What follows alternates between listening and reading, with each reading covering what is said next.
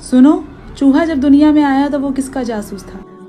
चूहा जब दुनिया में आया तो ये इब्लीस का जासूस था और इब्लीस ने इसे कहा था कि जाओ लोगों के घर में जाके चेक करो कि लोग सफाई रखते हैं या नहीं। अगर तो वहां पर लोगों के घरों में सफाई नहीं है तो वहां पर अपने कदम जमा लो। यानी कि जो चूहा है जब लोग घरों में आता है तो वो सबसे पहले लोगों को नोट करता है और उस घर को नोट करता है कि उस घर में कितनी सफाई है। अगर तो उस घर में सफाई नहीं होती तो वहां पर वो अपने कदमों को जमा लेता है और ब्रीड करना स्टार्ट कर देता है।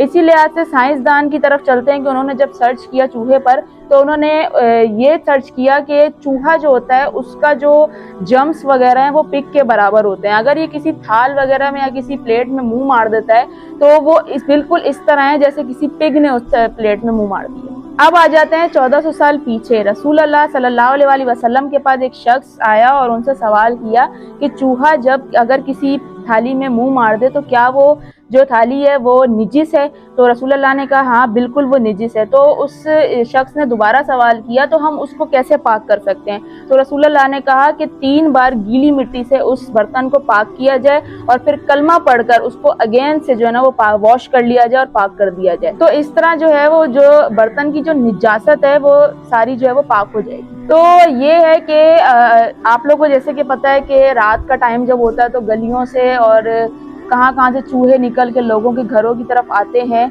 तो आप लोगों ने बताओ क्या करना है। आप लोग अगर कैबिन में बर्तन वगैरह वॉश करके रखते हैं तो बहुत अच्छी बात है, उस कैबिन को भी साफ रखें, उसमें कॉकरोच वगैरह ना हो क्योंकि कॉकरोच भी जो है ना वो अच्छे नहीं होते।